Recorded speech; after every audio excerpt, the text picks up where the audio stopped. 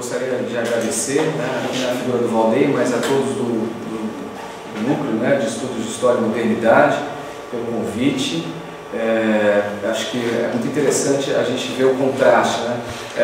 Lá na Federal do Espírito Santo são poucos alunos interessados em teoria da história, alguns mais em historiografia, mas a teoria da história não é, digamos assim, um campo muito apreciado. Então, seguramente, se esse encontro fosse lá hoje, uma sexta-feira, às 17 horas, eu quero crer que a gente ia ter uma conversa de no máximo 2, 3, 4 pessoas, e aí seria melhor transferir para um outro espaço. Podíamos até continuar a conversa em outro lugar, que não exatamente dentro da universidade, podia ser em qualquer outro espaço, né? Até mesmo num bar. Mas gostaria muito de agradecer, e foi um convite assim, um pouco, né, feito rapidamente, e eu tenho dois trabalhos que estão mais ou menos em uma fase de acabamento, de conclusão, 2 artigos, né? Um desses artigos, eu até já compartilhei com o Valdeir, trata das histórias sobre o Brasil escritas no exterior do século XIX, em que a gente já tem alguns autores mais ou menos conhecidos, e eu pude localizar pelo menos 3 que ainda não são ainda muito conhecidos no Brasil, né? 2 alemães, Lebret, Munch, e um norte-americano, que é o Orden.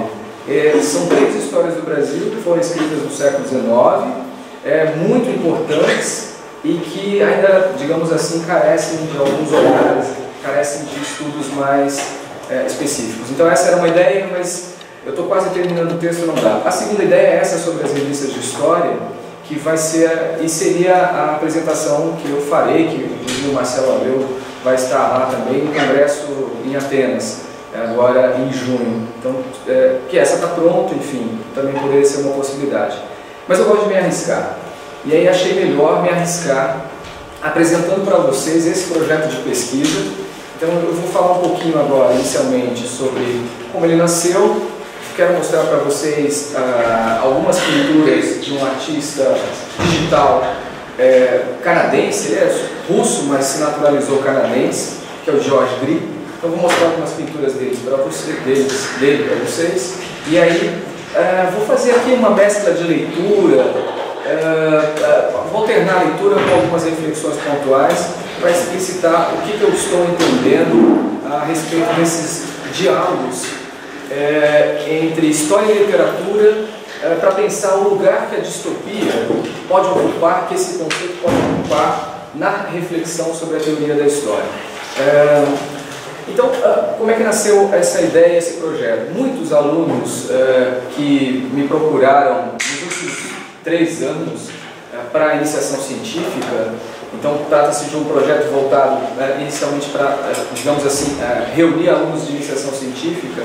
Muitos alunos me procuravam com alguns interesses voltados para a literatura como objeto. Eu, particularmente, não trabalho muito nessa linha, né? E alguns desses alunos tinham como meta estudar romances ou distópicos, ou a literatura distópica. Então, para mim, é um tema interessante, que, confesso, mais visitei no cinema do que na literatura em si, né? Então eu mais assisti filmes distópicos do que conheço essa bibliografia que é bastante vasta, né, de obras literárias que, digamos assim, tem esse caráter distópico. Então, a partir dessa expectativa dos alunos para estudarem esse tema, a minha preocupação maior era, mas que tipo de interface ou que tipo de diálogo esse tema pode ter, né? Que contribuição ele pode dar para a teoria da história? Será que haveria alguma utilidade para que os historiadores pudessem pensar a distopia? Será que há algum lugar ou alguma presença de elementos distópicos ou da distopia que possam ser detectados na história, né, ou na teoria da história? Que utilidade isso poderia ter? Então foram essas indagações iniciais, e o mote veio, né, e aí eu acho que eu digamos assim, resolvi enfrentar essa questão. Eu resolvi enfrentar essa questão, evidentemente, né, depois de algumas conversas rápidas, mas algumas conversas muito instigantes com o Hayden White, em 2013, lá em Vitória. Então a gente conversou um pouco sobre essas questões do passado histórico, do passado prático. Então era um pouquinho, o livro dele já estava pronto, que foi o livro que saiu ano passado, que tem a versão em PDF, né, que eu acho que foi, ele divulgou o livro em PDF. E, então algumas conversas com ele me chamavam a atenção para essa chamada nova filosofia da história e a relação do passado histórico com o passado prático. Mas, digamos assim, a minha inspiração, e eu acho que eu vou partir desse material, por isso que eu quero compartilhar com vocês, a inspiração maior mesmo veio das obras do George Glee, que são pinturas digitais ou arte digital em 3D. Então, são pinturas em 3D que você tem a simulação da presença física do objeto. Então não é uma arte bidimensional, é uma arte tridimensional. Infelizmente, né, por questões técnicas, a gente vai ver essas obras em 2 dimensões e não em 3, não é? Mas eu acho que já vai ser mais do que suficiente para então vocês perceberem um pouco qual é a tônica geral do George Glee. O George Glee nasceu, como eu disse, na União Soviética em 1962 e depois acabou se transferindo para o Canadá, isso em 1990. Então tem aqui algumas obras, ele e um grupo de outros artistas digitais criaram, digamos assim, uma corrente ou um rótulo para esse tipo de arte que eles fazem, uma arte manipulável, que trabalha com fotografia, manipula digitalmente essas fotografias, transformando-as, né? Reinventando-as com esse tom, com esse acento, digamos assim, surrealista. Então esse grupo se intitula neo-surrealista. Portanto, seria uma arte digital neo-surrealista.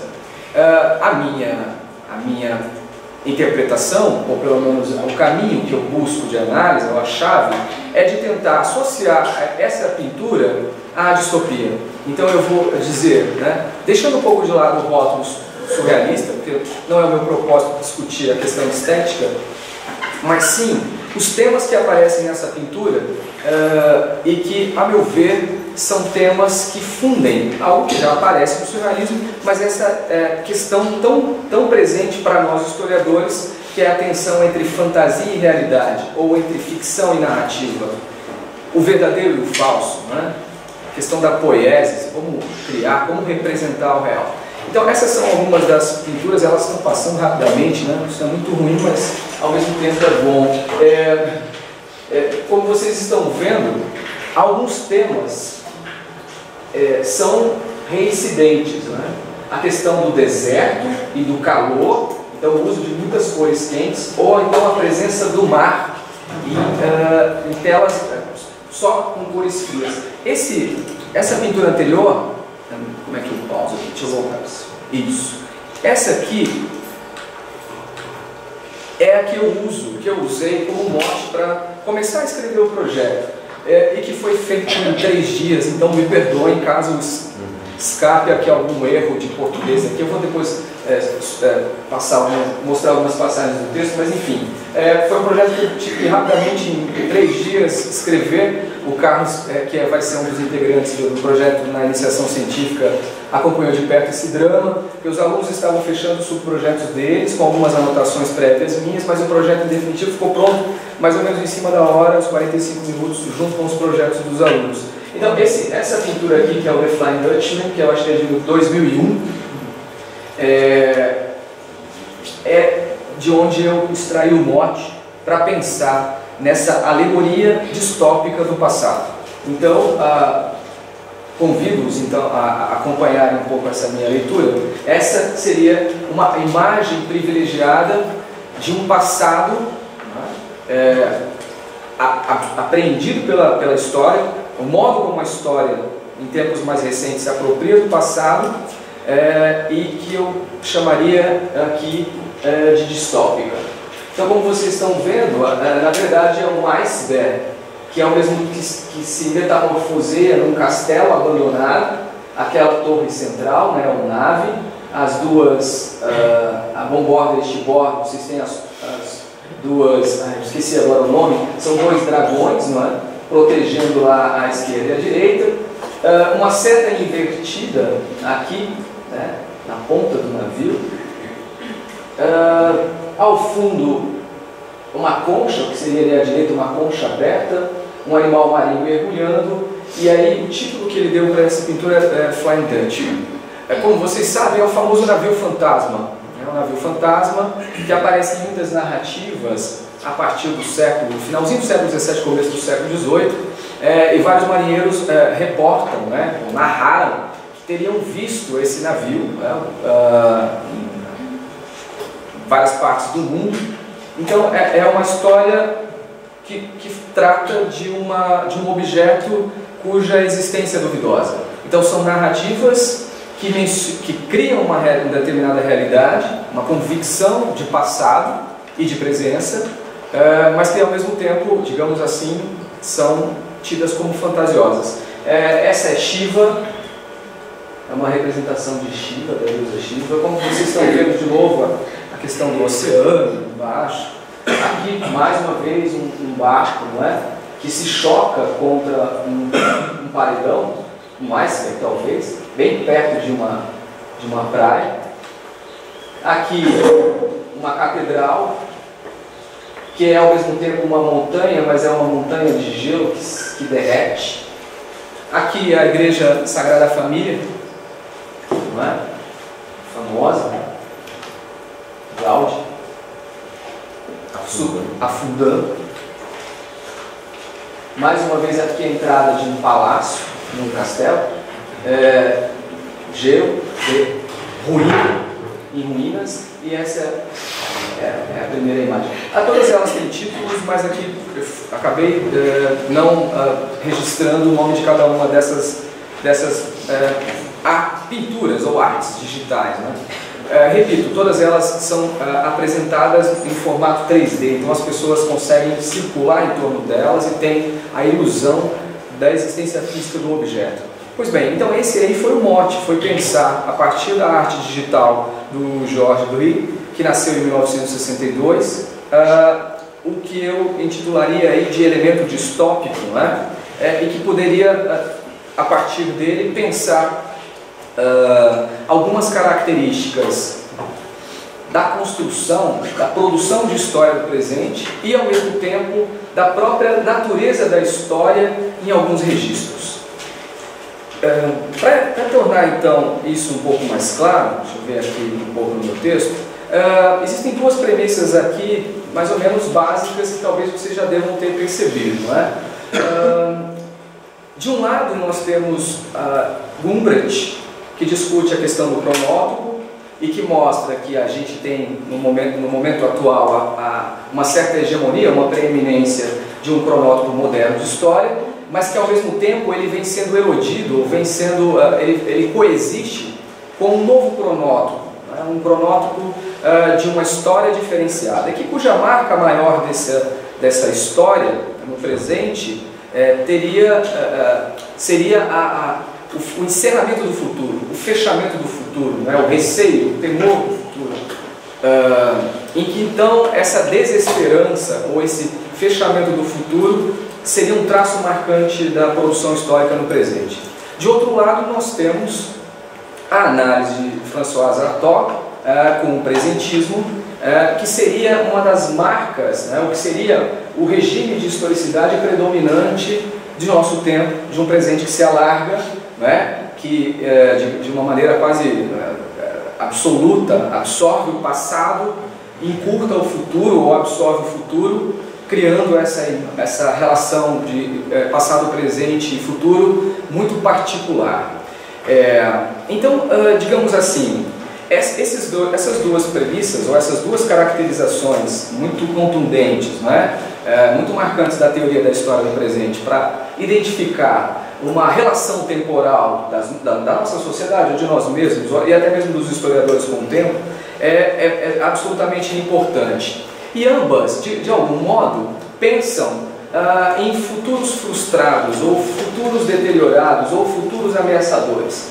Então, de algum modo, isso nos remete à literatura distópica, e que muitos desses romances acabaram se tornando filmes também, Planeta dos Macacos, Admirável Mundo Novo, 1984, e aí a gente pode até dizer coisas mais modernas, de qualidade duvidosa, como Jogos Vorazes e por aí vai, né? Mas, então, todos vocês conhecem bem a gama de obras literárias e cinematográficas, Matrix, né? Que nos apresentam esse mesmo diagnóstico, o mal-estar do futuro, não o mal-estar do presente. Um futuro ameaçador, um futuro em que, digamos assim, os sonhos e aquelas projeções otimistas típicas do modernismo, não é? Ou do pensamento moderno, se veem malfadadas, se veem frustradas. Então, de algum modo, a gente tem na modernidade uma abertura em relação ao futuro, um desejo pelo futuro, um desejo pelo novo, a busca pelo novo, pela transformação, e aí a gente tem o fenômeno da aceleração temporal, mas ao mesmo tempo, não é? Digamos, de uma relação muito particular de historicidade entre os sujeitos e o seu tempo, né? E o seu meio. De algum modo, né? E aí vale a pena frisar, ano que vem, 1916, a Utopia de Thomas Morrow comemora exatos 500 anos de existência, né? Então, é meio milênio de existência de uma obra que sintetiza, né, aspectos, ou pelo menos princípios fundamentais, que o modernismo, nas mais variadas formas de pensamento, projetou como uma das suas forças, né? Que é essa visão de um futuro que se abre e que a mudança é uma tônica necessária para se pensar a existência humana, enfim. Essa relação da utopia é importante porque a gente vai perceber que muitas vezes os autores apresentam a distopia como uma anti-utopia ou como uma utopia inversa, né? Como uma não-utopia. E muitas vezes o uso, né, desse conceito, eu quero crer, dá margens a algumas incompreensões. Então eu acho que é necessário fazer aqui, né, pelo menos agora nesse momento, uma relação entre utopia e distopia, né? A utopia, o topos, não é?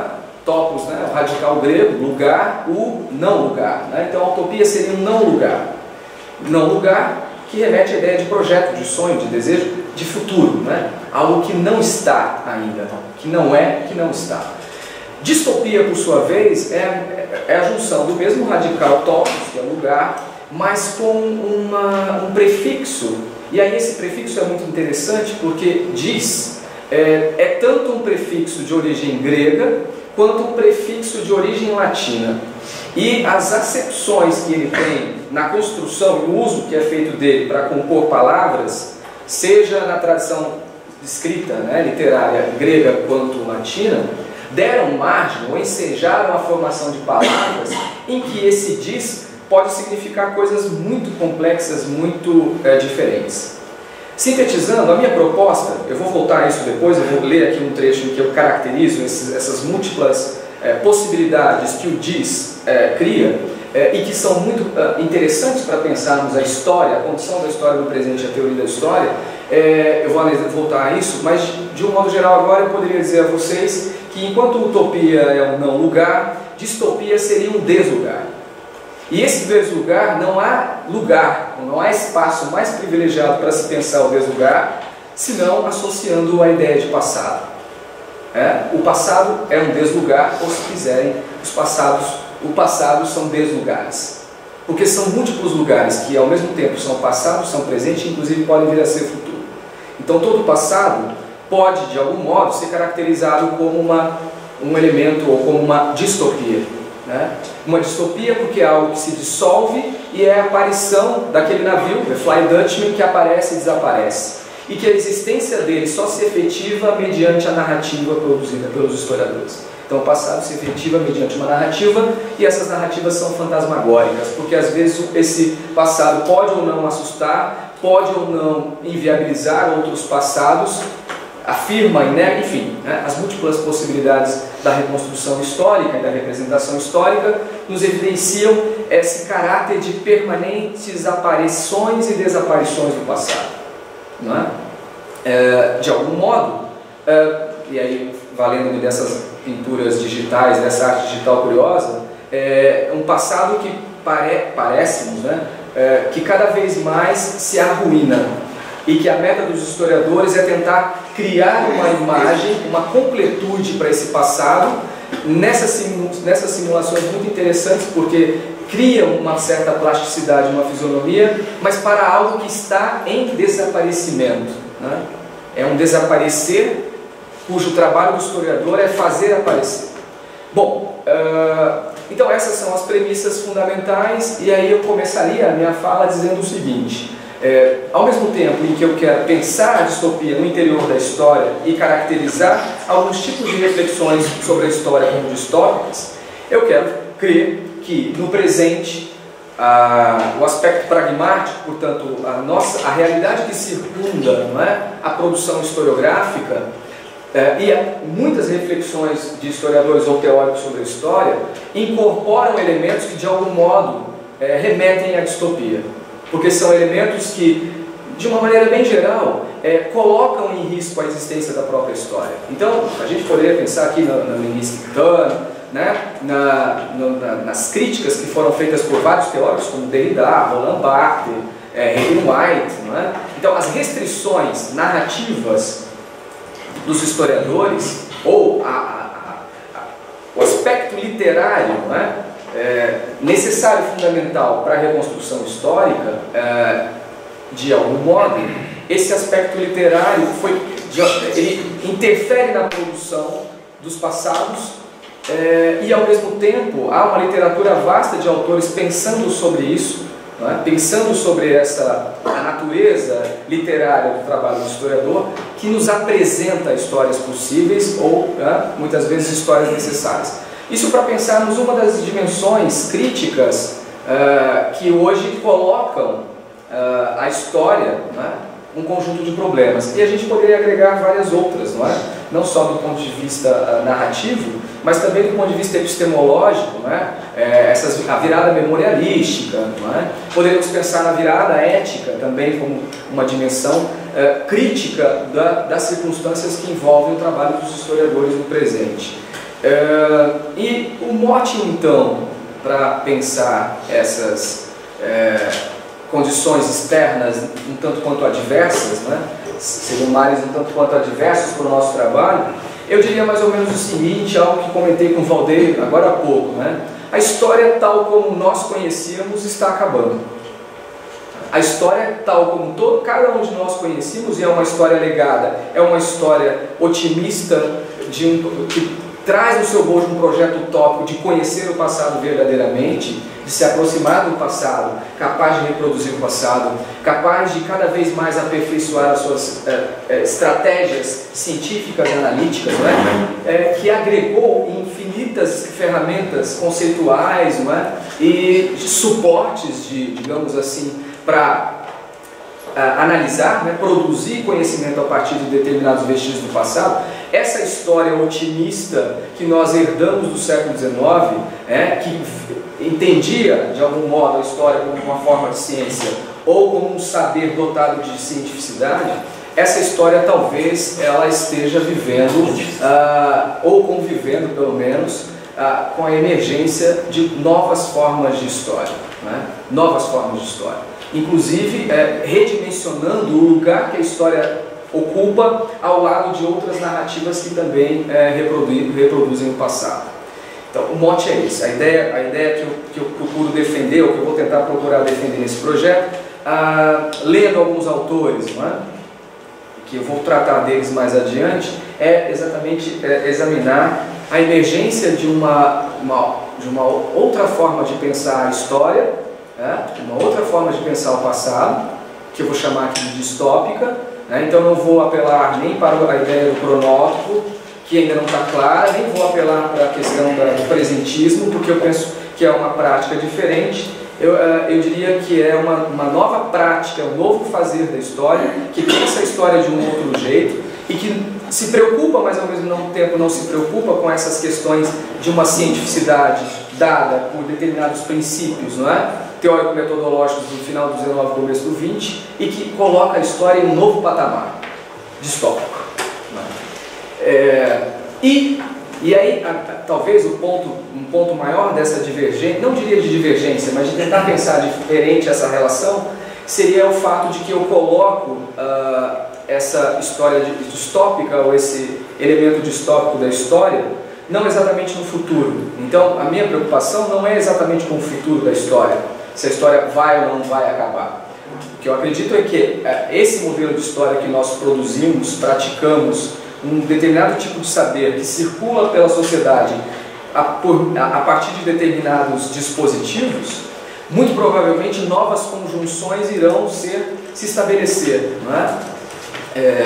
A natureza mesmo da história, produzida e ensinada, tem mudado radicalmente, drasticamente, né?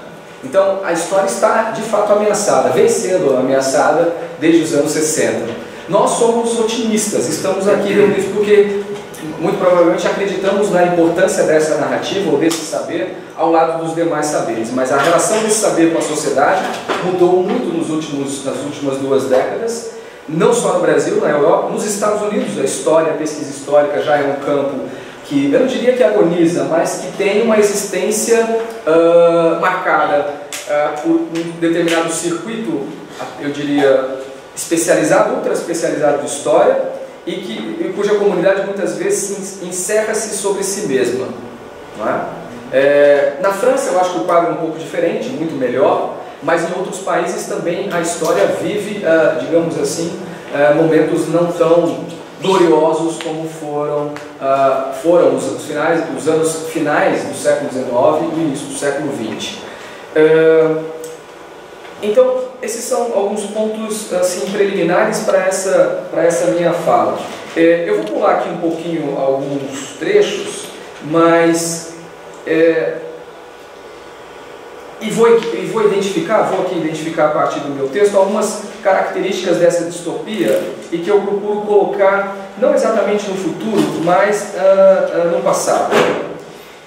Eu vou proceder aqui à leitura. A história hoje em dia assemelha-se ao castelo flutuante da obra de George Green, né? Desde há muito tempo ela vem perdendo o fascínio ou o prestígio que teve outrora.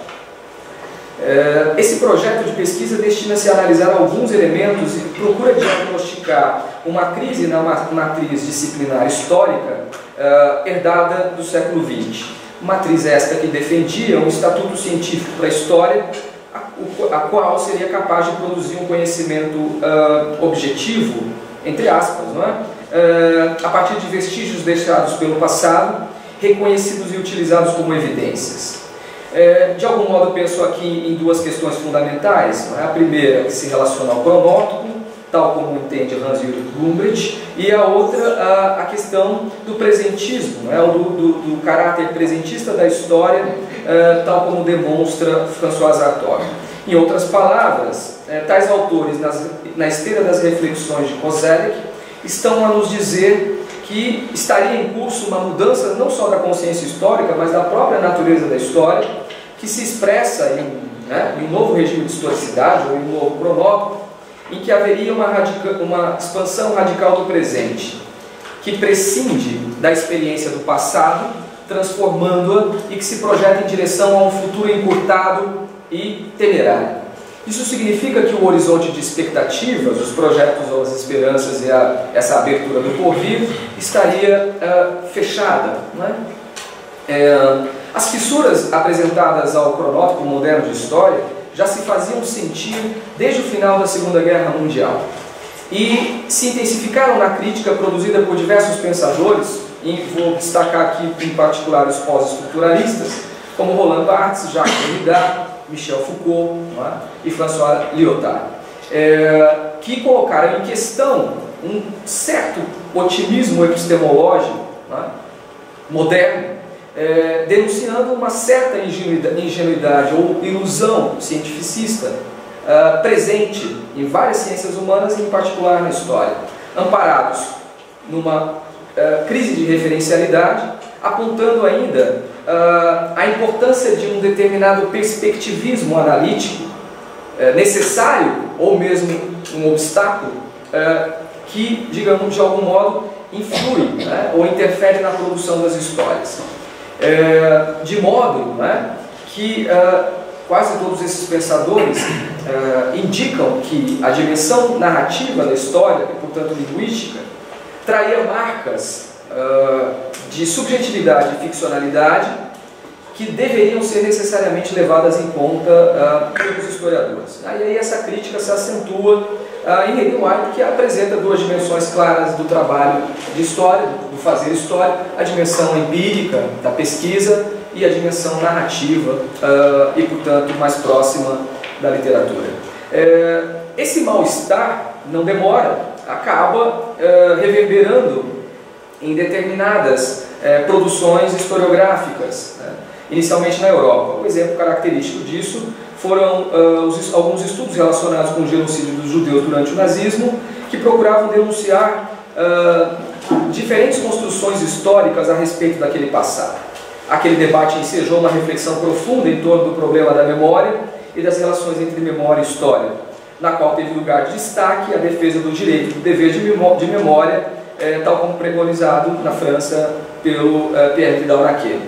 Em território anglo-saxão, tanto as denúncias feitas pelos teóricos afinados à teoria da filosofia analítica, como Arthur Dunn, quanto por seguidores da filosofia da história de Hayden White, como Frank Ankersmith e Kate Jenkins, ampliaram o fosso que separava a realidade do passado, ou o passado prático, do passado histórico, presente nas construções narrativas produzidas pelos historiadores.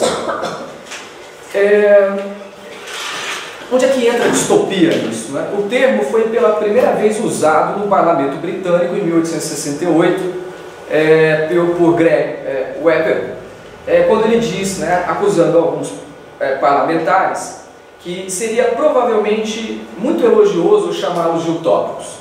Deveriam, em vez disso, ser chamados de distópicos. O que é comumente chamado utopia é demasiado bom para ser praticável, mas o que eles parecem defender é demasiado mal para ser praticado. Então, essas críticas feitas à história, de algum modo, trazem esse elemento. Alguns historiadores, ao produzirem determinadas narrativas pelo passado, em que pese a sua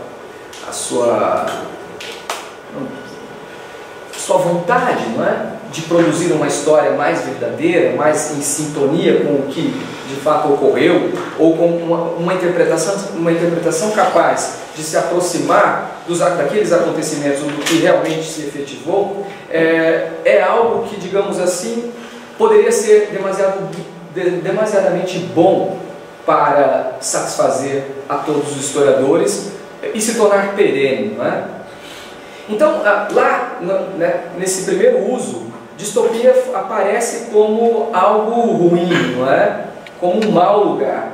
Então, esse futuro que eles desejam não é o futuro apropriado para a disciplina. Então, será que o futuro almejado pela teoria da história, por algumas correntes teóricas da história, desenvolvidas no século XIX e no século XX, são capazes hoje de colocar a história a ser produzida daqui por diante num lugar acertado? Ou será que algumas práticas historiográficas, de algum modo, em que pese o seu otimismo, a sua vontade de produzir um bom conhecimento, têm colocado a história num mau lugar? Não é? Veja, eu estou tentando fazer o papel de advogado do diabo, tentando colocar a história em questão para, de repente, suscitar um debate. Expressões de distopia são muito frequentes na literatura e no cinema, vários filmes, vários livros. Kate Booker, por exemplo, define essa literatura distópica rapidamente, falando que ela é aquela literatura que situa a si mesma em uma oposição direta ao pensamento utópico, prevenindo-se contra as consequências potencialmente negativas da utopia. Ao mesmo tempo, a literatura distópica geralmente constitui uma crítica da existência social ou política, dos sistemas políticos ou sociais existentes, melhor dizendo, ao mesmo tempo que examina criticamente premissas utópicas que existem em uma determinada sociedade. Na filosofia, a teoria crítica talvez seja um dos melhores exemplares, né, de pensamento que condena, ou que pelo menos pensa com profundidade a distopia e que localiza a distopia no presente. Então Walter Benjamin, Adorno, Marcuse detectam esse mal-estar no presente e para eles a distopia, portanto, não é algo que está no porvir, no amanhã, mas é algo que se apresenta na condição humana, na condição histórica do presente. Então a teoria crítica, digamos assim, do ponto de vista da filosofia, não é? A alemã, pensa a distopia como um momento do presente e não um momento do futuro. Esse é um ponto importante, porque eu quero defender aqui não só a distopia como uma marca do presente, mas necessariamente como sendo um elemento fundamental para se pensar o passado. Que, portanto, a distopia não está exclusivamente no presente, tampouco no futuro, mas no passado. O passado é distópico, mais distópico do que o presente. Esse passado capturado pelo olhar dos historiadores, pela pesquisa histórica, ele é distópico, e aí eu não sei onde é que está aqui, mas mais adiante tem as características da distopia que eu procuro identificar, e aí é isso que talvez a gente poderia conversar aqui mais adiante. Do mesmo modo, as obras distópicas, é uma citação do Michel Horry, as obras distópicas parecem conter um pessimismo ativo, muito próximo dos frankfurtianos da primeira geração, cujo objetivo é impedir por todos os meios possíveis o advento do pior, né? Coloca no futuro. Ao pôr o futuro no registro do piorável e não do melhorável, como na utopia, as distopias podem facilmente ser confundidas como apologias da decadência. Então esse é um ponto interessante, porque de algum modo, para alguns a história vive hoje, não necessariamente uma época de decadência, mas algumas narrativas históricas são vistas como narrativas históricas não mais condizentes com as condições que existem para se produzir um conhecimento. Ou seja, poderiam entrar nesse rol de histórias ou apologias de decadência. Se a gente vislumbrar aqui aquela classificação do Alan Munzum, não é? De histórias construtivistas, reconstrutivistas e desconstrucionistas, digamos assim, a história construtivista, se um historiador hoje pratica uma história construtivista, é como se ele estivesse produzindo uma história de tipo decadente, que está fadada a encontrar maus leitores, ou é uma história que está fadada a produzir maus passados, não é? Na distopia, portanto, denuncia-se um fracasso do fracasso. Na literatura, é como se ela aparecesse como uma resignação travestida de esperança. Nas palavras de Otávio Paz, não se trata dela oferecer ao paciente remédios, mas antes de ser apenas um diagnóstico do mal, um diagnóstico do seu próprio mal. Não é? Semelhante diagnóstico pode ser atribuído à história do presente. Não é? Há a emergência de um conceito de história contemporânea que se diferencia radicalmente do conceito moderno, e é isso que é preciso pensar. Né? As múltiplas narrativas possíveis sobre um determinado episódio ou acontecimento evidenciam o caráter distópico da história no presente, pois o passado aparece distorcido, ou pelo menos retratado com formas diferenciadas, né? Desertificando-o do seu caráter referencial, que surge muitas vezes como um mero contexto ou uma referencialidade. Do mesmo modo que as utopias se vinculam à modernidade, é muito plausível que associemos as distopias ao pensamento pós-moderno ou pós-estruturalista, pois ressaltam as tendências negativas operantes no presente, projetando-as no futuro, não é? E, de algum modo, claro, também no passado. A distopia não está exclusivamente no futuro ou em seu fechamento, não é? E muito provavelmente ela se aprisione ao presente e ao presente que busca conhecer o passado. Tal como a história que, embora reivindique para si o passado, é tão somente a história um presente que dialoga e recria o passado em seus próprios termos sob a forma de um artefato literário. A história distópica não é somente um estranhamento sobre o passado, ela o encara com temeridade, muitas vezes com temeridade. A distopia poderia romper com uma relação supostamente antagônica entre progresso e regresso, como Foucault já havia detectado, colocando em seu lugar a heteronomia. Eu faço aqui uma digressão rápida sobre aqueles que detectaram o fim da história, para pelo menos tentar demonstrar que a minha posição não é a de corroborar com esse pensamento. A meu ver, a história não chegou ao fim. O que chegou ao fim é um determinado conjunto de práticas ou uma certa maneira de compreender a história, né, ou o trabalho do historiador no presente. Isso sim talvez esteja com os seus dias contados. Então, a história da humanidade, e até mesmo a disciplina histórica, ao invés de ter chegado a um fim, provavelmente tenha chegado a uma encruzilhada. E aí eu penso, acompanho as reflexões de Arthur Danto para as artes, ou para a arte, quando ele diz que depois da arte moderna não há mais arte, que a arte teria chegado ao seu fim. Pensar a história hoje em dia significaria, portanto, não mais poder ignorar que ela deverá se tornar autoconsciente, desaparecendo e assumindo-se como ora um gênero literário, ora como uma reflexão interpretativa narrativa ou filosofia da história, tal como defendem alguns pensadores. O que se percebe muitas vezes é que essa matriz disciplinar da história científica tem cedido paulatinamente um lugar a uma outra matriz mais narrativa, mais subjetiva. Histórias gerais confrontadas com histórias mais singulares ou individuais.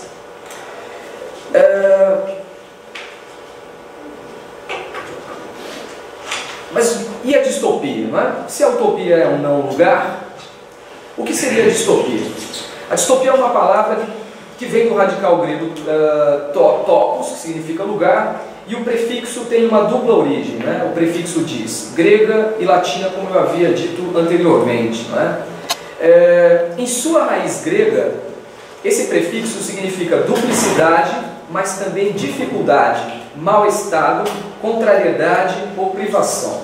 Em sua raiz latina, indica afastamento, separação, negação ou dispersão. Na análise, na análise pretendida, essa possível complexidade é bastante útil, pois pensa-se aqui em um passado que é múltiplo, plural, em passados que negam outros passados, em passados difíceis de recuperar, em passados que se afastam, que se alargam, que se encurtam, que se dispersam e que convivem com o seu duplo. Ao contrário da utopia, que é um não lugar, muitas vezes localizado no futuro, a distopia seria um deslugar, um espaço móvel, nômade, que se desloca no tempo, quase como um passado presente desprovido de futuro, sempre múltiplo e muitas vezes contraditório.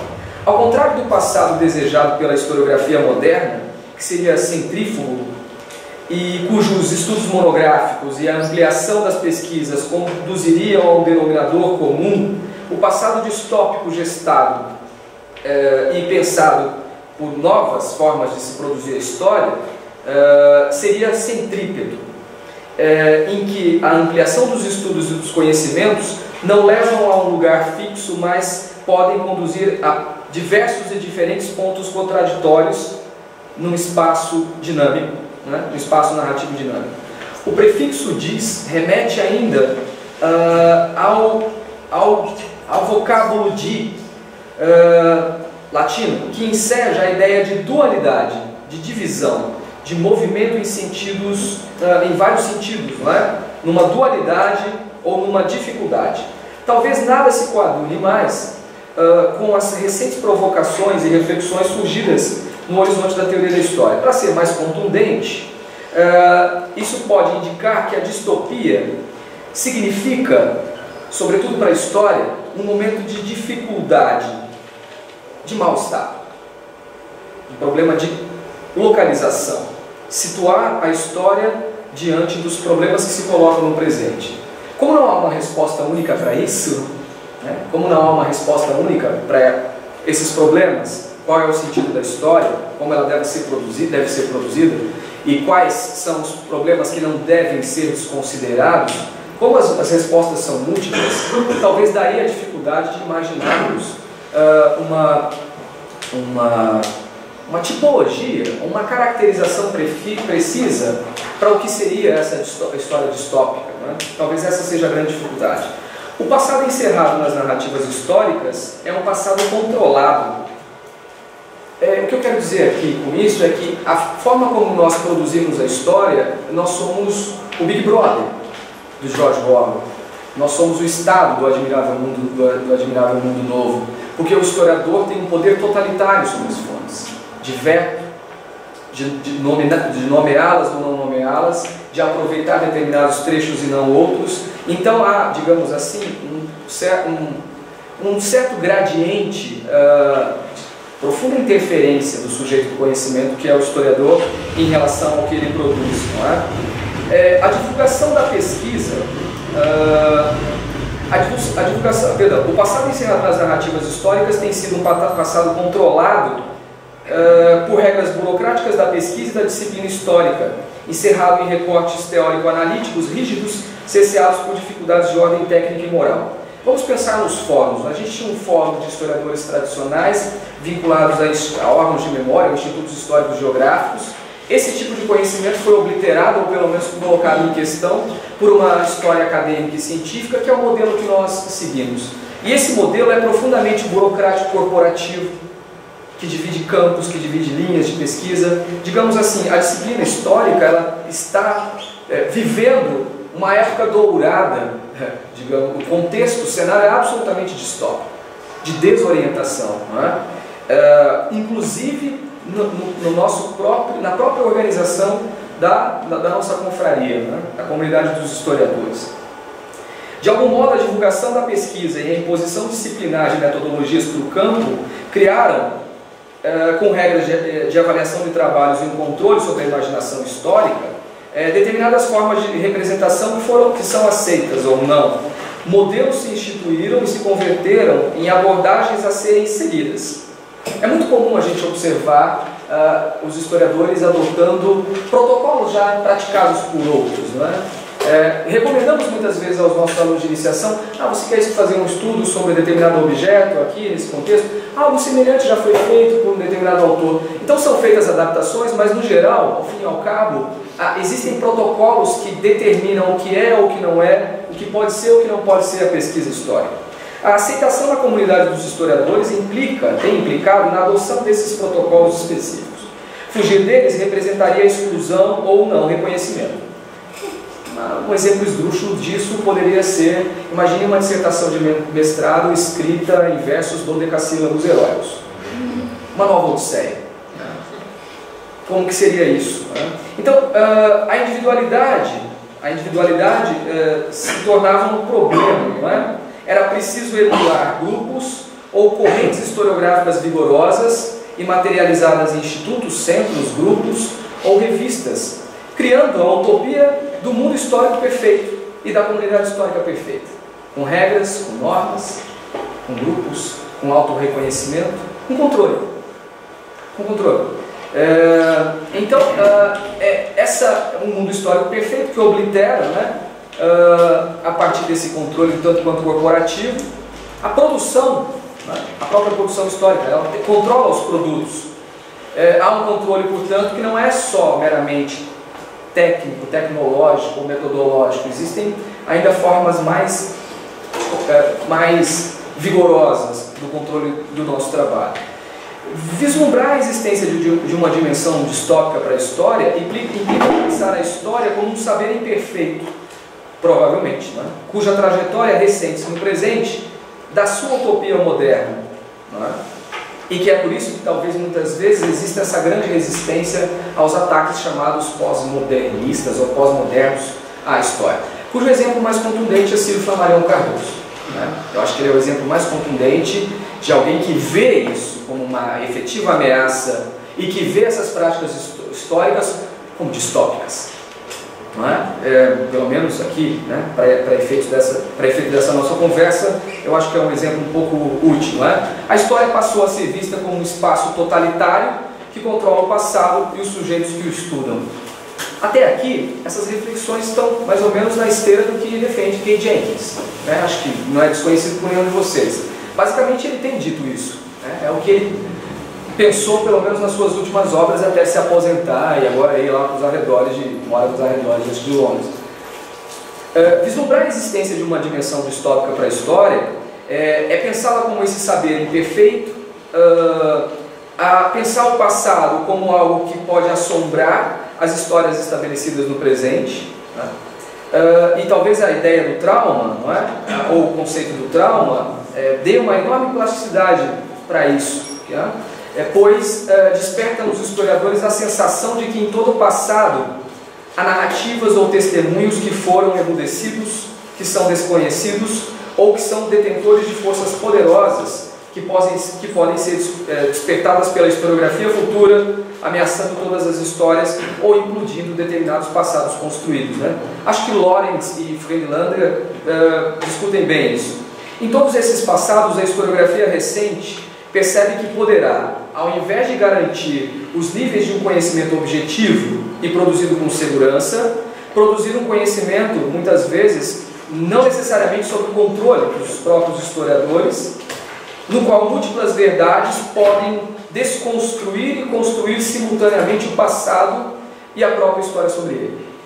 Estou aqui mais ou menos pensando com Arthur Danto, quando diz, olha, ok, eu dou o mesmo tema para os pintores, eu dou a mesma tinta, os mesmos pincéis, uma tela em branco, e dou o mesmo tema, pintem uma tela sobre isso. Os três pintores podem pintar telas exatamente iguais, mas elas nunca serão iguais. O significado delas não será jamais igual.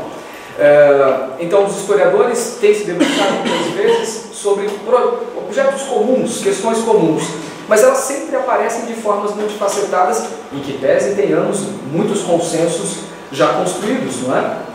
Dentro do nosso saber. Mas isso não significa que esses consensos serão eternos, não é? Então, a presença do mal-estar, a clareza desse mal-estar, hoje é muito maior do que era nos historiadores da Era Moderna. Na Era Moderna, o regime de autoria, não é? Implicava numa relação com o saber já estabelecido de um profundo respeito, né? Um profundo respeito de poder se valer desses conhecimentos como se eles ainda continuassem tendo uma força ou um caráter explicativo suficiente. Talvez isso hoje já não seja mais possível, não é? Onde aparentemente há passado, para alguns teóricos modernos há apenas o discurso do historiador com o seu presente que captura um determinado passado, enredando em uma determinada narrativa. Essa presunção tem sido colocada em xeque por não poucos pensadores no que nós poderíamos chamar aqui de um cenário pós-moderno. A nação não é mais a referência ou o eixo articulador das narrativas históricas, tampouco a classe operária, o partido, hoje é o gênero, mas provavelmente essas formas de escrita não contemplem futuros sujeitos históricos, não é? ou a sociedade no futuro. Talvez isso desintegre ou coloque em risco a concepção de que não exista mais hoje essa história coletiva singular, mas que talvez estejamos novamente flertando com uma concepção já antiga de história, no plural, de histórias e não mais de história. Ao mesmo tempo, né, eu diria que o processo traumático de construção da história como saber autônomo no XIX, livrando-a das garras da filologia ou da literatura, né, a história que era contemplada como um gênero narrativo, e afastando a história da filosofia, né, no seu caráter epistemológico, né, digamos assim, na dimensão hermenêutica que o método histórico possuía. Então, essa dificuldade tremenda de afastar a história da literatura e da filosofia, hoje parece que caminhamos no sentido inverso. Estamos ouvindo atentamente os filósofos, estamos ouvindo atentamente pressupostos, ou pelo menos críticas, que são feitas fora da confraria, né? Fora da comunidade dos historiadores. Então, cada vez mais o flerte com teóricos da literatura ou com teóricos da filosofia tem sido mais frequente no âmbito da teoria. Nem preciso dizer, né? Gumbrich parte da literatura como um mote para pensar a história, e as suas reflexões têm uma dimensão filosófica, quer dizer, ele tira a história da própria história e coloca a história ou a reflexão histórica em um outro lugar. Paul Ricoeur era filósofo, fez a mesma coisa ao discutir as relações entre memória e história. Tira a história, né, do eixo e coloca em um outro patamar. Evidentemente que a gente tem um conjunto expressivo de historiadores que fazem isso, mas também aproximando de novo a história da filosofia, né, ou a história da sua dimensão literária, e aí já é o caso do Ellen White, é o caso do Lankesman, é o caso de vários outros. Então,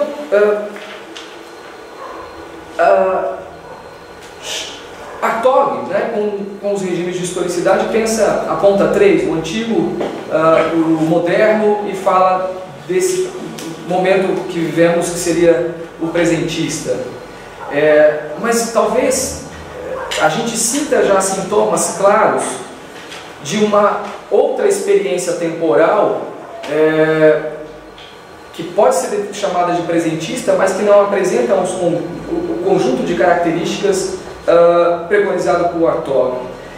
Então, da mesma forma que não há garantias, agora voltando a pensar a história, da mesma forma que não existam garantias de que possam surgir histórias melhores ou mais aperfeiçoadas sobre um determinado objeto no futuro, igualmente não há garantias de que o passado preservado ou captado pelos historiadores em histórias produzidas no passado seja o mais perfeito ou a melhor representação sobre o objeto que investigam. Então vejam que paradoxo. Como se vê para muitos teóricos da história, o passado acaba mais desorientando o presente do que o orientando, visto que é plural e é disputa. De modo semelhante, também o presente acaba por desnortear o passado, transformando-o em um passado para si, né? E muitas vezes transformando o espaço em tempo e o tempo em espaço. Esse grau de incerteza, de imponderabilidade, no qual uma descoberta ou uma nova interpretação do presente, ou de um testemunho não conhecido do passado, pode afetar tudo, né? Afetando praticamente quase toda a historiografia sobre o tema, são indícios seguros do caráter distópico da história, no momento atual. O passado dourado, iluminado pelo olhar da pesquisa, empreendida pelos historiadores do presente, tem cedido cada vez mais lugar a um passado opaco, ou a passados opacos, não é? Sombrios, um passado que ameaça a própria história, e que essa história cada vez mais se dá conta dos seus limites. Um passado que devora sistematicamente os esforços empreendidos pelos avanços historiográficos, de modo que as releituras são sempre necessárias, as retomadas, não é?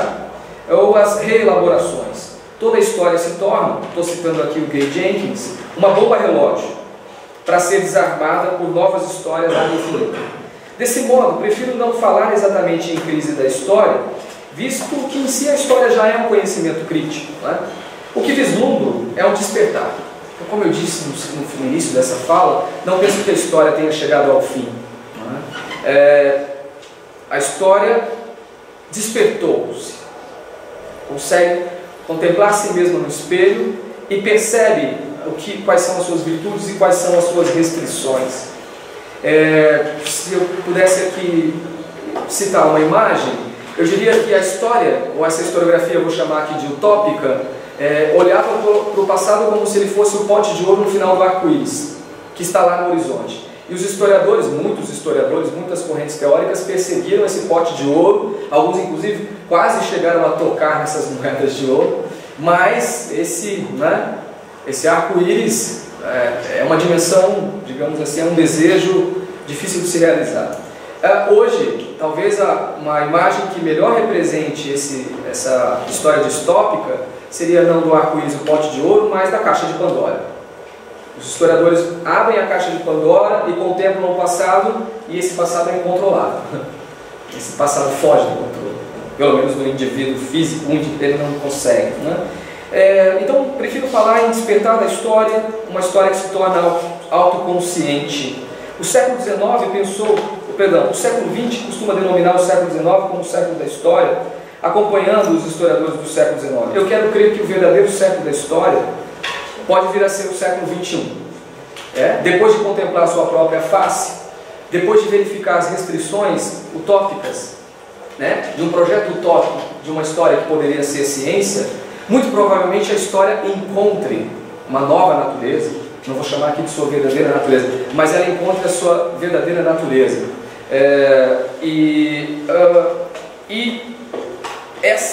Esse momento da historiografia, como sempre tem ocorrido ao longo da história, pode vir a, digamos assim, superar, não é, as interpretações já existentes da história. Não é? Isso não representa o fim da história, mas talvez a sua reinvenção em um saber, né, e em práticas novas, aproximando-a novamente da literatura e da filosofia, horizontes com os quais ela havia se divorciado durante o século XIX. Na história distópica, ao contrário do passado que não passa, das histórias traumáticas, tem-se um passado que se desloca em múltiplos deslugares, às vezes descontrolados, às vezes ameaçadores, né, chocando-se uns aos outros. Era isso.